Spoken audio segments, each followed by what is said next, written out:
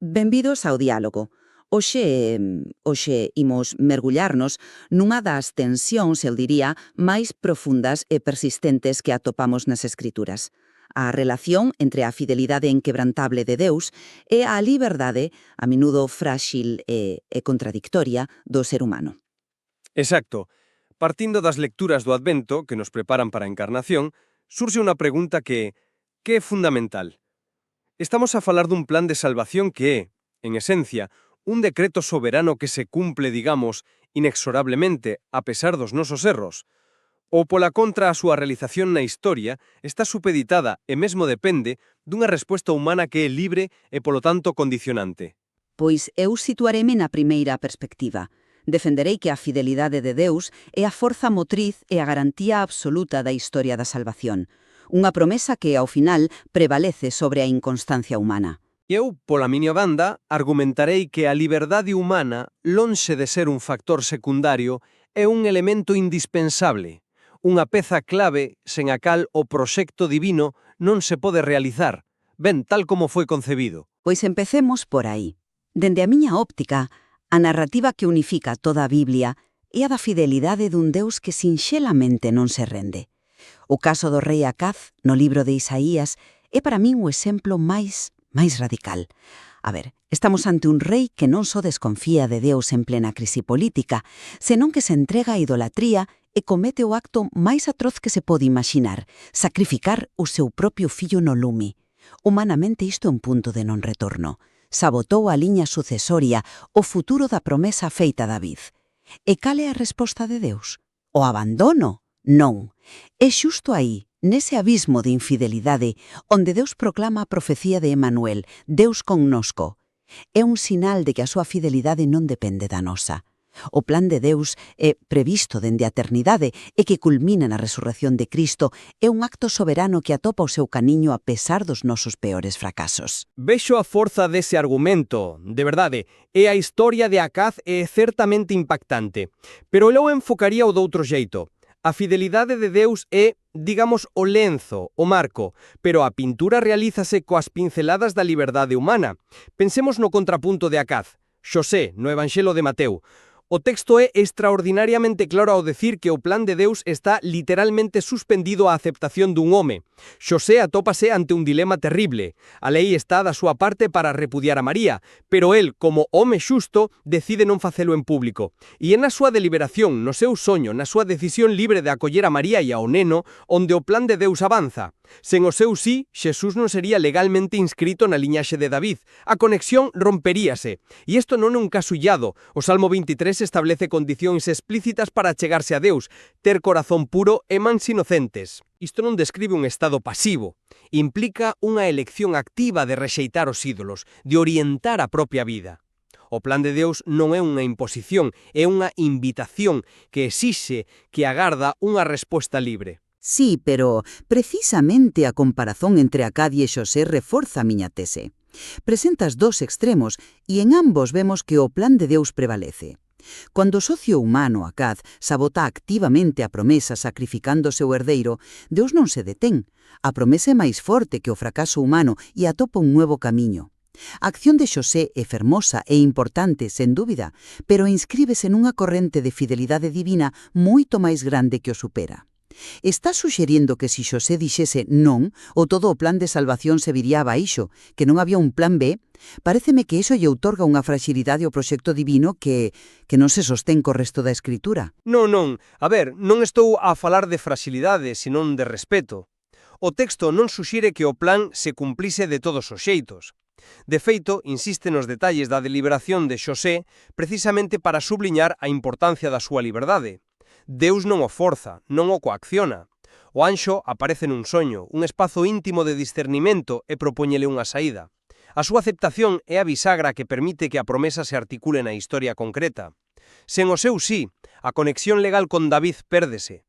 O evangelista Mateo é meticuloso con isto. Na xenealoxía rompe o patrón habitual. Non di Xosé enxendrou a Xesús, senón Xosé o esposo de María, da cal naceu Xesús. para que Xesús sexa recoñecido legalmente nesa tribo e nesa liñaxe, a adopción por parte de Xosé é indispensable.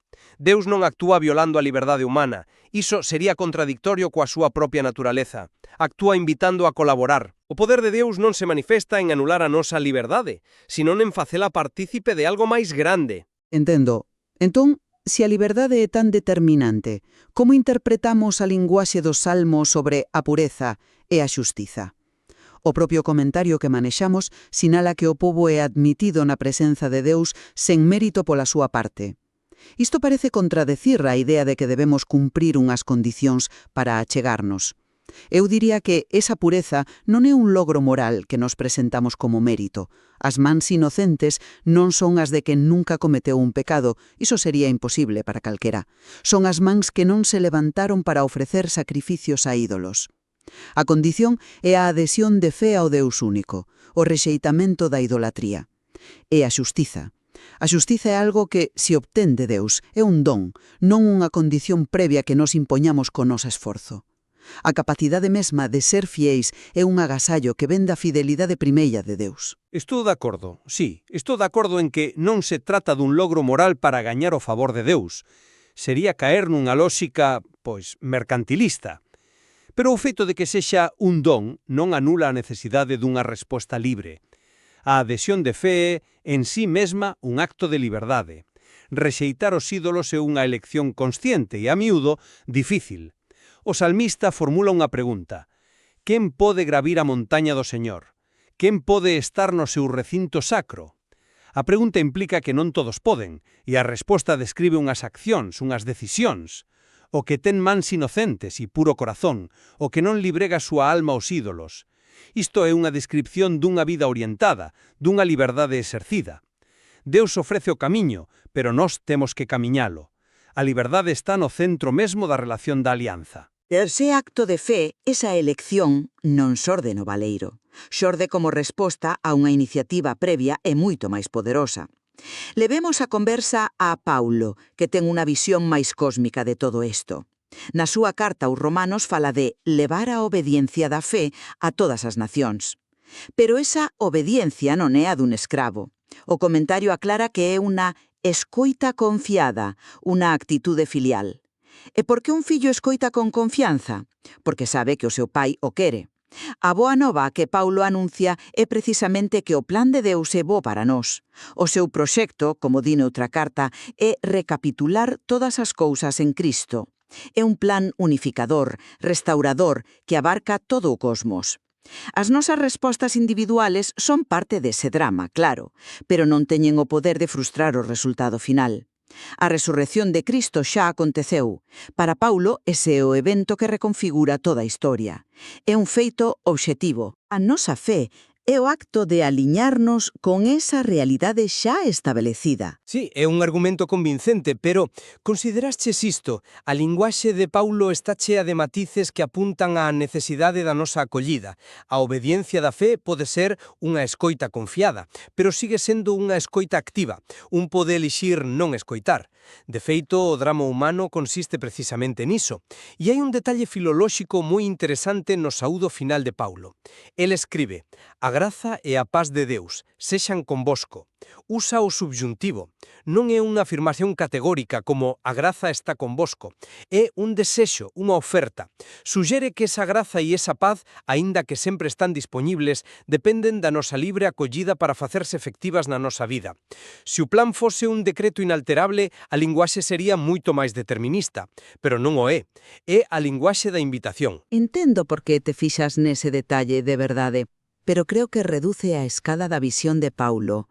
O plan cósmico de recapitular todo en Cristo non pode estar pendente do subjuntivo de cada individuo.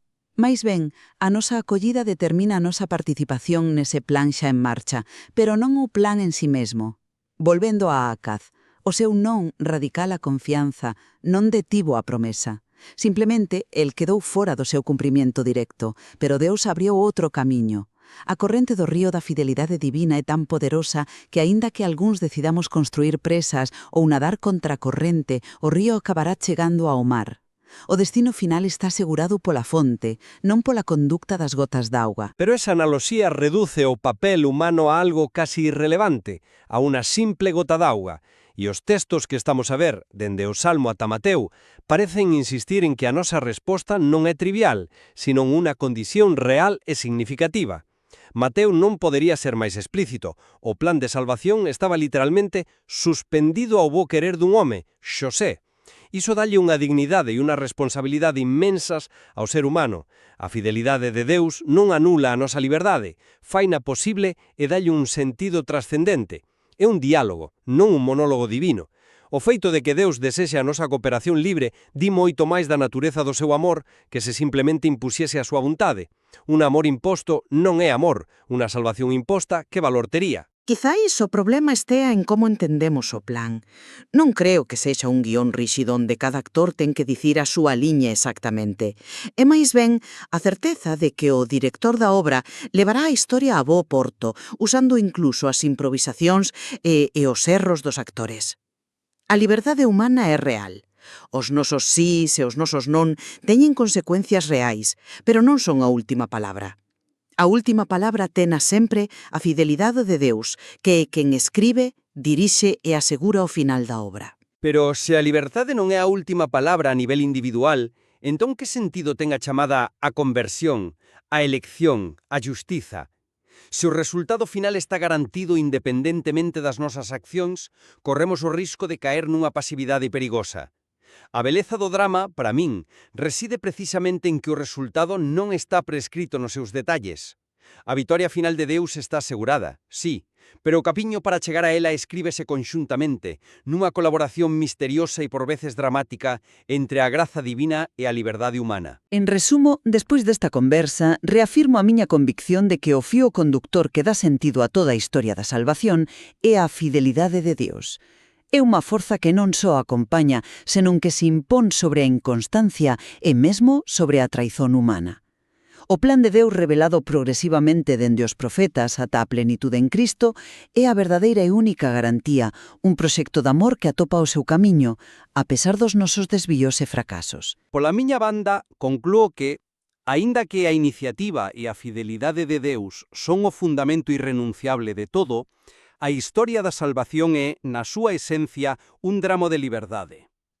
As decisións humanas, como o sí de Xosé en contraste co non de Acaz, non son detalles accesorios nin improvisacións, senón que son momentos determinantes que configuran o modo en que o plan de Deus se fai carne na historia. O proxecto divino é unha invitación constante que aguarda, respeta e necesita a nosa resposta para realizarse plenamente. É evidente que os textos sagrados manteñen esta tensión sen resolvela por completo, móstrannos unha interacción complexa e profunda entre a soberanía divina e a responsabilidade humana, e quizáis non estén deseñados para darnos unha resposta simple.